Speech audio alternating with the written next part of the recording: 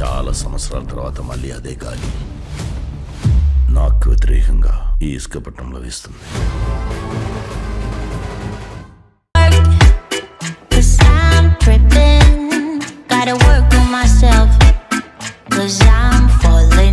శ్రీని గారు, శ్రీని గారు, ఏంటి వాళ్ళ పాత వాళ్ళందరూ రిపీటెడ్ సీరియల్లో మళ్ళీ రిపీట్ అవుతున్నారు? శ్రీని గారు ఎక్కడ ఉన్నారమ్మా? మీరెందుకు వచ్చారమ్మా? గుళ్ళో దేవుడి దగ్గరికి ఎందుకు వచ్చారంటే ఏమని చెప్తాం, దర్శించుకోవడానికి వస్తాం.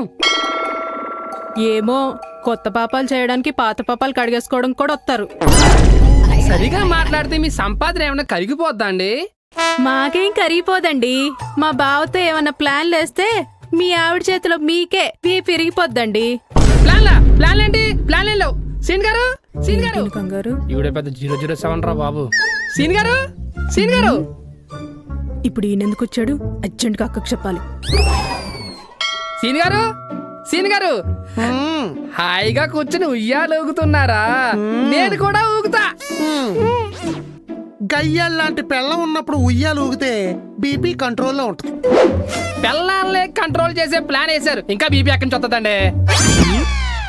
మీ మైక్ ఐడియా అదిరిపోయింది. మా ఆవిడ మూమెంట్స్ అన్ని నాకు క్లియర్ గా తెలిసిపోతున్నాయి. మీరు చెప్పినట్టు దాన్ని లెక్క చేయడం మానేశాను. కుక్క పిల్లలా తిరుగుతుంది నా వెనకాల. అబ్బో, ఈ ఆనందంతో కరాటీ నేర్చుకుంటున్నాను తెలుసా? ఎందుకు? దాని మీద మనకు కొన్ని పాత పగలు ఉండిపోయినాయి కదా, కరాటీ చేసి స్కూల్లో పొడిచేద్దామని.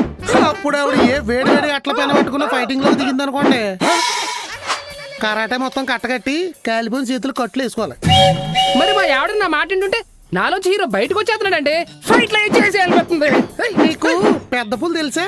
తెలుసు, నేషనల్ జియోగ్రఫిక్ ఛానల్లో ఉంటది. అది మోటేసి ఏం చేస్తుంది?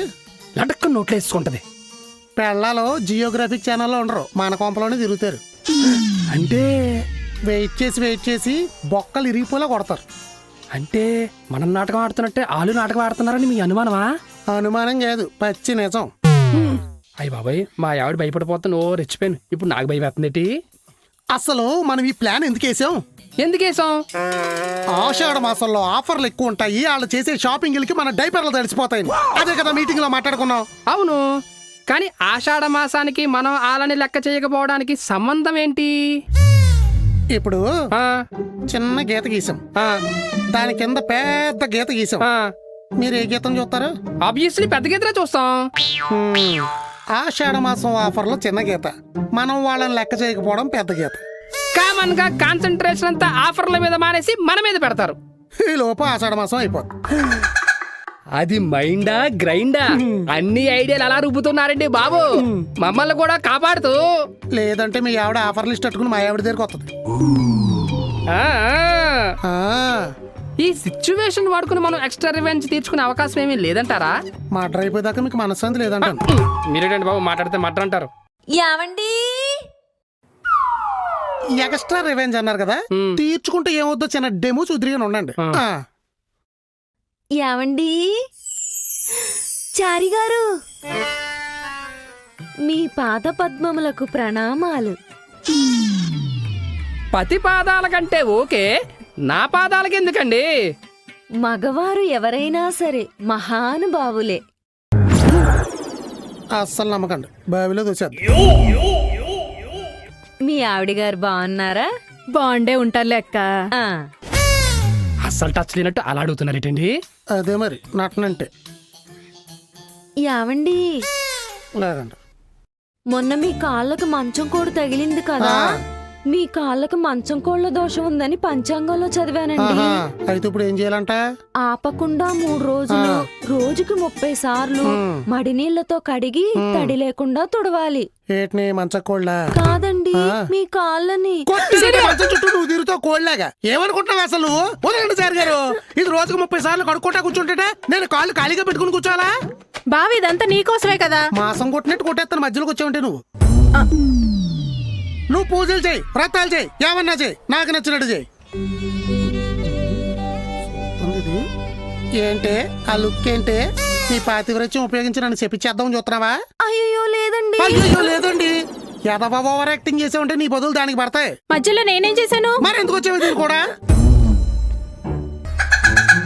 పోనీ ఓ పని చేస్తానండి. ఆహా. మీరు టిఫిన్ చేసేటప్పుడు కాళ్ళు ఖాళీగా ఉంటాయి కదా, అప్పుడు ఓ 10 సార్లు కడుక్కుంటా. మీరు భోజనం చేసేటప్పుడు కాళ్ళు ఖాళీగా ఉంటాయి కదా, అప్పుడు ఓ 10 సార్లు కడుక్కుంటా. మీరు పడుకున్నప్పుడు కాళ్ళు ఖాళీగా ఉంటాయని కడిగేసి నిద్ర చెడగొట్టేస్తావా?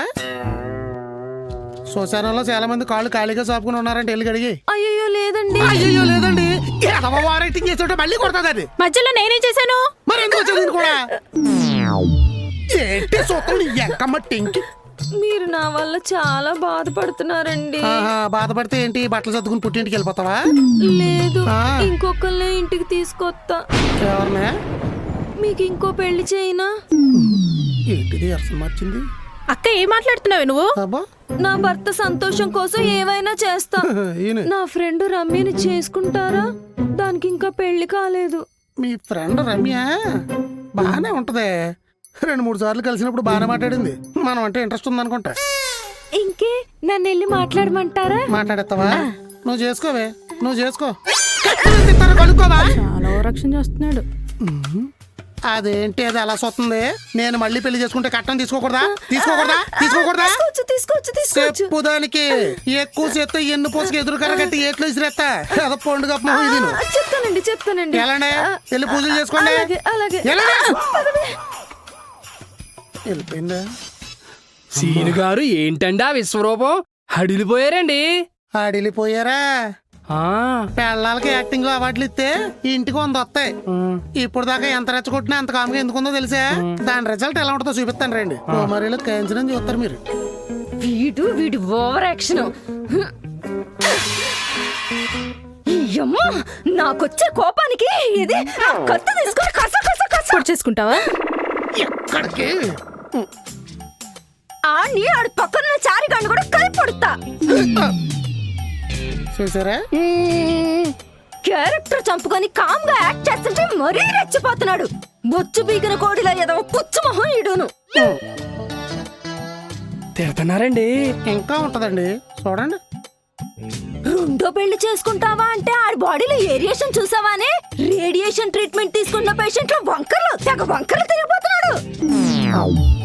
అమ్మా, అనుకున్నవన్నీ అవని ఒక్కొక్కడిని కొత్త తార్ రోడ్డు మీద రోడ్ రాళ్ళతో కంకర తొక్కిస్తారు. అలా తొక్కించేస్తా. సీను గారు తొక్కించేస్తారంటండి. తట్టుకోండి ఏనండి. కాళ్ళు కడిగి పూజ చేస్తానంటే ఖాళీగా కూర్చోవాలా అంటాడా? ఏది ఇరిచి కుక్కర్లో పెట్టేస్తా. సీను గారు కుక్కరంట. తేడా వస్తే డ్రమ్ములు సూట్ కేసులు కూడా వస్తాయి. ఏనండి.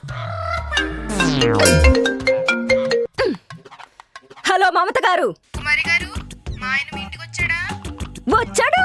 నా మూడు బాగుంటే తిరిగి మీ ఇంటికి వస్తాడు, లేదంటే అట్లుండి అట్టే. మీ ఆవిడే కేసు అయితే చూసుకుంటుందంట. మీరేమో కరాటేసేసి కొల్ల పొడిచేస్తానంటున్నారు. మమత గారు, మొగుళ్ళందరితో పిక్నిక్ ప్లాన్ చేద్దాం. మినీ బస్ ఒకటి మాట్లాడదాం. మనందరం దిగిపోదాం. బస్సే లోయలోకి తోసేద్దాం. కేసు యాక్సిడెంట్ లో కొట్టుకుపోద్ది. అది అసలైన పిల్లలు అలా ఉంటారు. తొక్కలో సిల్కు చీరల కోసం తెలుసుకు అవసరమా అండి? రిస్క్ చేయకపోతే ఈ పిల్లలు మనల్ని రస్కు నవ్వినట్టు నవ్వులేస్తారో. మీరు అనవసరంగా భయపడి ప్లాన్ అంతా బిస్కెట్ చేసేకండి.